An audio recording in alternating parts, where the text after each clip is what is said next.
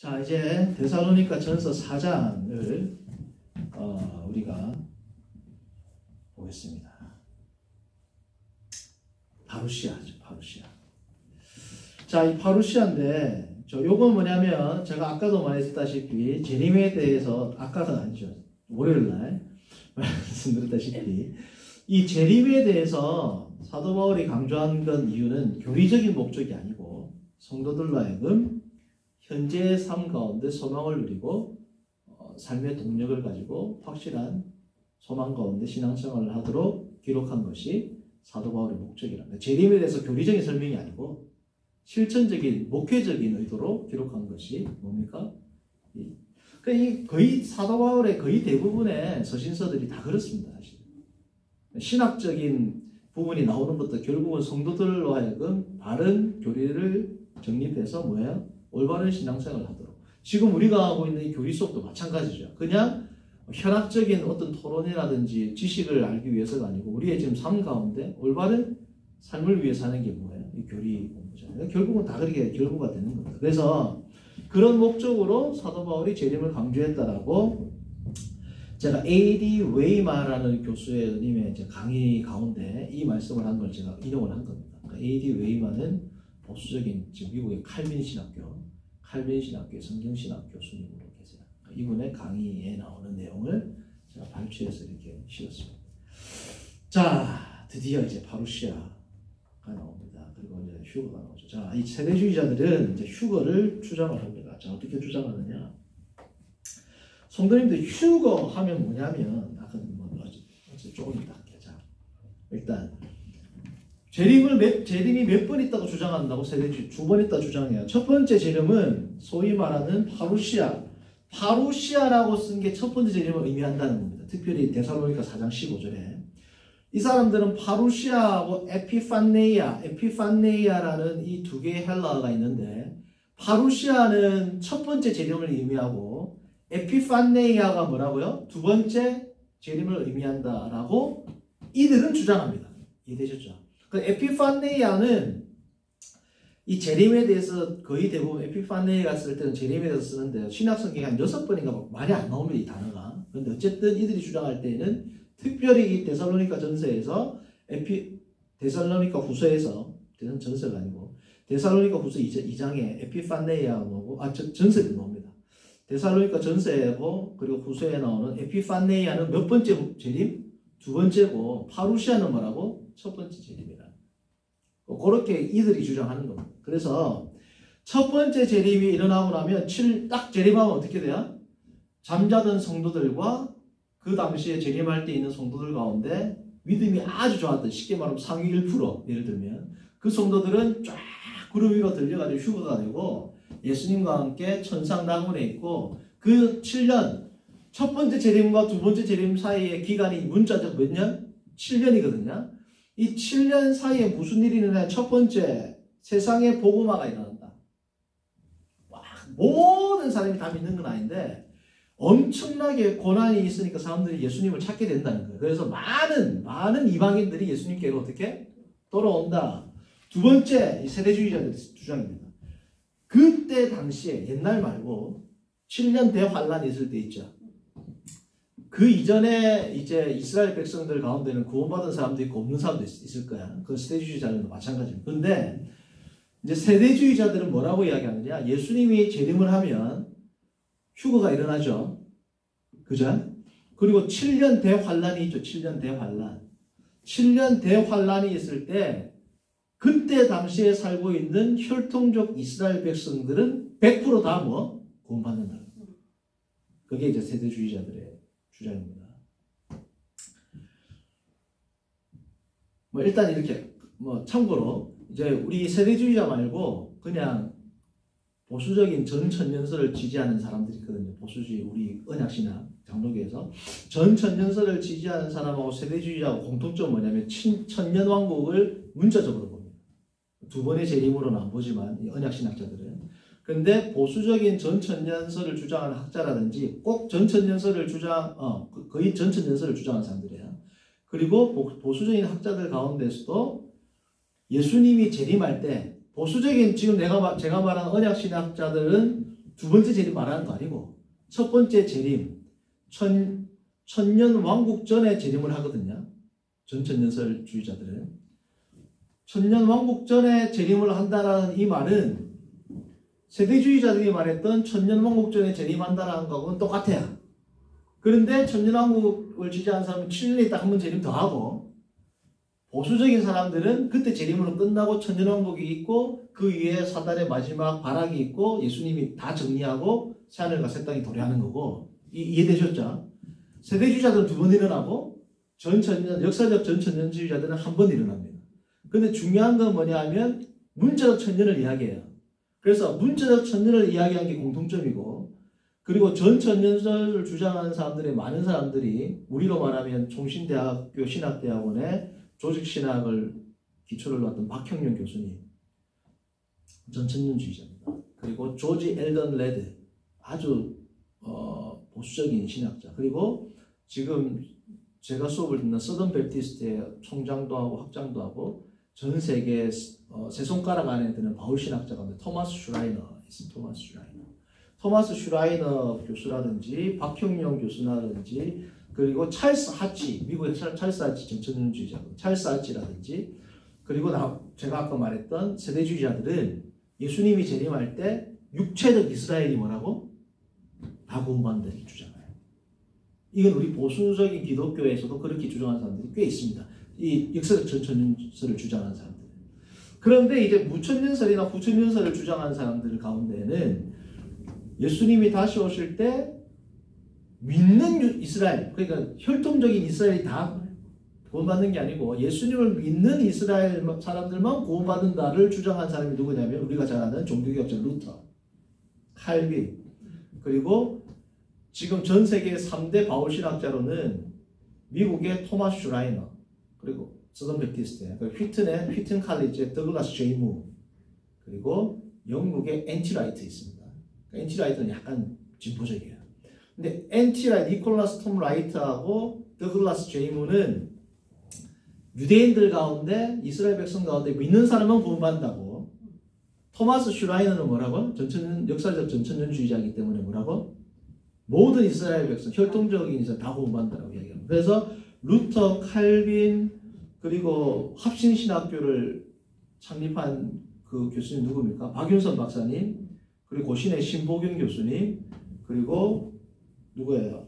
아까 말했던 더글라스 제이무, 그 다음에 헤르만 리더로스, 네덜란드의 아주 뛰어난 바울신학자였습니다. 헤르만 리더로스가 루이스 벌컵, 그리고 핸드릭슨 주선, 유명한 핸드릭슨. 이 사람들 다 뭐냐면 믿는 이스라엘 백성들만 구원을 받고, 아까 말했던 그 사람 박형룡하고 이런 분들은 모든 이스라엘. 그러니까 우리나라에도 우리나라의 조직신학을 나왔던 저명한 교수 중에서 총신 박형룡 교수는 육체적 이스라엘 다 받는다 주장이고, 고신의 신보은 교수님은 믿는 사람들만 받는다. 합신의 누구야 저기 박윤성 교수님도 믿는 이스라엘 백성들만 구원받는다. 이렇게 다 나눠집니다. 그래서 이스라엘 백성 가운데 누가 구원받느냐에 따라서 뭐 이단이다 아니다 이렇게는 말할 수 없어요. 이해되셨죠? 그리고 세대주의자들도 이단 아닙니다. 그렇죠? 그래서 육체적 이스라엘은 다 구원을 받는데, 근데 역사적 전천년설을 지지하는 예를 들면 토마스 슈라이너나 찰스 하치나 박형룡 교수님이나 조지 엘던 레드도 동의하지 못하는 것, 세대주의자들과 동의하지 못하는 것은 뭐예요? 재림이 두 번 일어난다는 거예요. 그리고 휴거가 일어난다. 어? 그러한 것들은 동의할 수 있다 없다? 동의 안 한다. 그리고 예수님이 천년왕국을 건설하면 유대인들만 물리적인 지금 그 예루살렘 거기서 산다. 이런 것들 우리가 동의를 하지 못한다는 거지. 육체적 이스라엘은 예수님이 재림과 더불어 다 구원받는다는 것은 아주 보수적인 학자들 가운데서도 주장하는 사람들이 꽤 있다는 겁니다. 그거는 알고 넘어가셔야 돼요. 이해되셨죠? 자, 그래서 첫 번째 재림과 두 번째 재림을 말하는 그들의 근거는 뭐다? 파루시아와 에피판네이라는 이 단어에 기인한다는 겁니다. 이 단어에 기인한다는 겁니다. 두 번째는 뭐냐? 휴거라는 이 말이 있어요. 휴거라는 말이 이제 secret rapture. rapture가 뭐냐면 원래 성경인데 rapture가 영어 일반적인 영어 사전에는 황홀을 하던가 뿅 간다 이런 거예요. 황홀경 있죠. 아주 행복한 상태. 지복의 상태를 랩처라 그러는데 신학적인 용어에는 이게 뭐냐면 예수님의 재림시 있을 뭐예요? 휴거를 랩처라고. 그러니까 예수님이 휴거해갖고 예수님 올라가면 얼마나 행복하겠어요.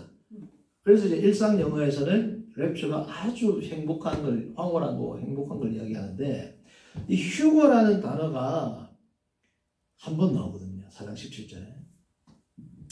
4장 17절에 데살로니가서 4장 17절에 그 후에 자 봅니다 성경을 그 후에 우리 살아남은 자들도 그들과 함께 구름 속으로 어떻게? 끌어올려가 휴거입니다. 보세요. 성도님 보세요. 휴대폰 할 때 휴가 뭐야? 옮긴다는 거야. 거가 뭐야? 거수. 손을 드는 거죠. 그래서 끌어올려라는 이 단어에서 뭐가 나중에 휴거라는 말이 나온 겁니다. 이해되셨죠? 그래서 이 끌어올리다라는 단어가 라틴어에서는 라피오가 snatch away, 뭐 drag off, 그러니까 이렇게 탁 이렇게 채가는 거거든요. 채가는데 어디로 채가냐면 라틴어에도 보면 구름 속으로 하늘에 있는 17절 끌어올려, 원래는 끌어올리다 말을 없고 라피오라 말은 그냥 낚아채다는 겁니다. 정확하게는. 근데 낚아채가지고 어디로 낚아채요? 공중으로 낚아채니까 끌어올리는 거잖아. 결국은 라피오라는 단어가 문맥적으로 그렇죠? 그래서 이 라틴어 역본에서도 이게 뭐냐면 라피오의 1인칭 복수 현재 분사 형태 라피에무르라는 이 동사가 사용돼 가지고 이제 우리들이 끌어올려질 것이다 라는 몇 분 됐어요. 이제 확실합니다. 이건 뭐지? 그래서 된 겁니다. 자, 좀 더 할게요.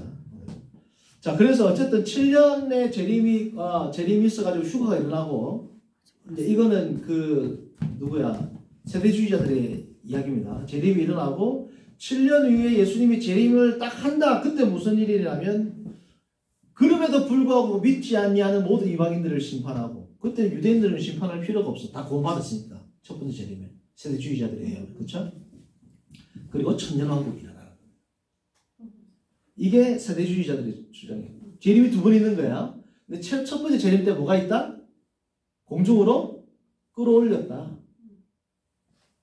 자, 그러면 이 구절에 대해서 세대주의자들이 문자적으로 보면 끌어올렸다는 말이 맞아 틀려? 맞단 말이죠. 헬라어로 봐도 끌어올렸다 써놨습니다. 자, 그러면 우리는 휴거가 아니다라고 우리가 어떻게 반박하냐 그죠? 그러니까 세대주의자들이 문자적으로 설명을 한다고 그랬습니다. 그렇죠? 이들의 논리에 따르면 첫 번째 재림과 두 번째 재림이 있어야 돼. 왜냐하면 휴거라는 단어가 제일 중요한 키입니다. 끌어올려져 갔으니까 나중에 다른 사람도 그때 끌어올리는 게 아니지. 일부분은 끌어올렸으면 나중에 남은 사람들을 구원하려면 예수님 다시 오셔야 돼, 안 오셔야 돼요? 그래서 두 번 재림인 겁니다. 이 사람들 주장은. 자, 그러면 두 번 일어난 재림이 성경적으로 합당하냐? 자, 아까도 말했지만, 저번에 말했지만, 재림을 나타내는 용어는 신약성에 총 세 가지의 단어가 나옵니다. 아포칼립시스는 뭐냐면, 고린도전서 1장 7절에는 예수님의 재림을 나타낼 때 이 단어를 썼지만, 많은 경우에는 계시입니다. 요한계시록 1장 1절에 예수님으로부터 사도 요한이 뭐라고 1장 1절 뭐라 써놨어? 갑자기 생각이 안 나. 계시라 사도 요한의 뭐 계시라 이렇게 시작하잖아요. 그렇죠? 거기서 나온 게 아포칼립시스거든요. 그럼 여기서 사도 요한이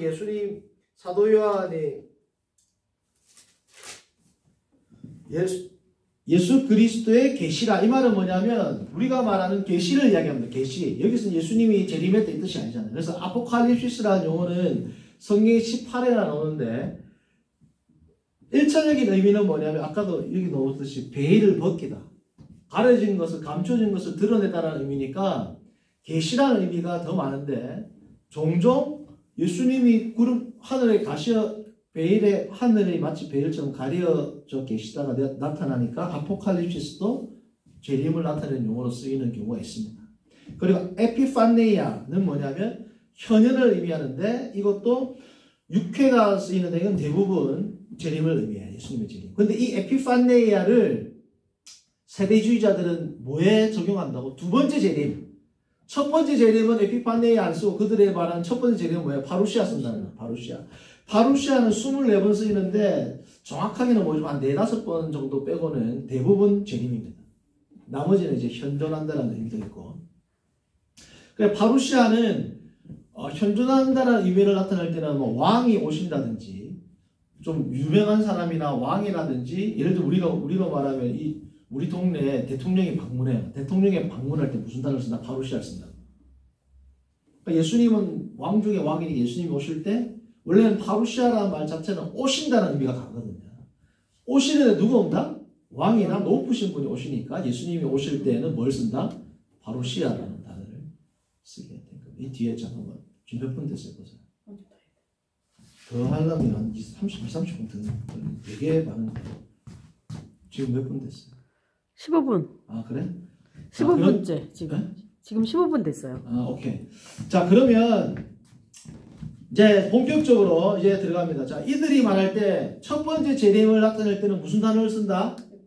파루시아. 파루시아. 파루시아의 특징은 예수님이 재림을 하시는데 어떻게 비밀스럽게 재림해가지고 나타나가지고 부지불식간에 아주 뛰어난 상위 1%, 뭐 1%인지 모르겠어요. 어쨌든 뛰어난 죽어있던 성도들과 살아있는 성도들을 먼저 구름 속으로 끌어올려 가시고 나머지 사람들은 7년 대환란을 겪는다가 세대주의자들이 말하는 휴거입니다. 자 그런데 과연 예수님께서 비밀스러운 재림을 하시는가? 그게 4장 16절에 나오거든요.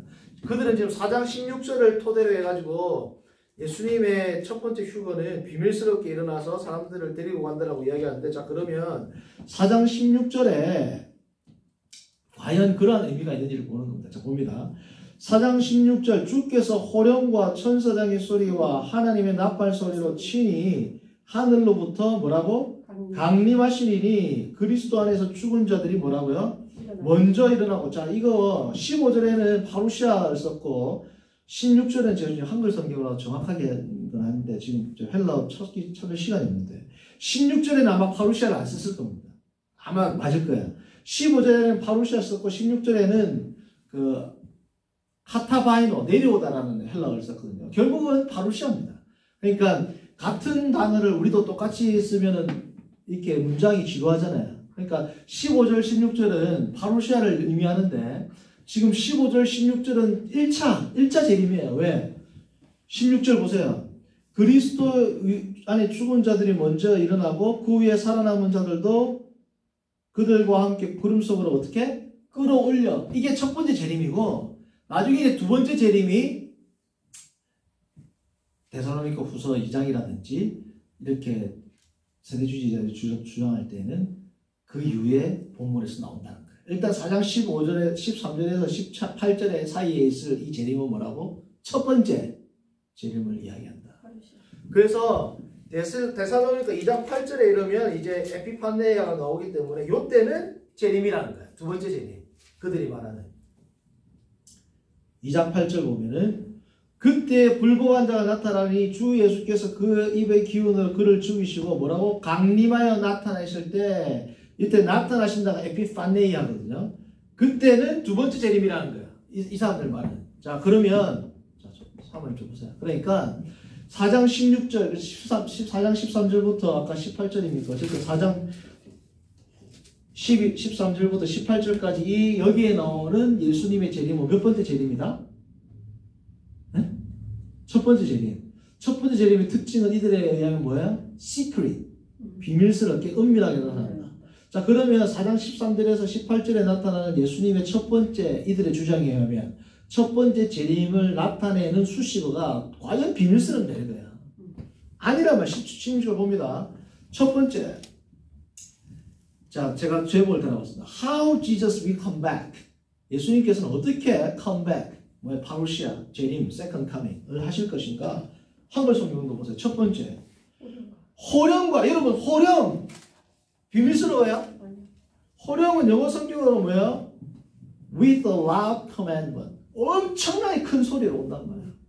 근데 이 호령의 loud commandment에 해당하는 이 command, loud command에 해당하는 이 헬라어 단어는 뭐냐면 바울이 일반적으로 뭘 쓰냐면 그리고 당시 헬라어 문헌에서도 어떨 때 쓰냐면 아주 중요한 순간이라든지 아주 긴박한 순간이라든지 아주 이렇게 감정이 고양되었을 때 외치는 큰 외침입니다. 예를 들면 적군들이 나타났을 때 매복해 있다가 사령관이 진격 앞으라 할 때 있죠.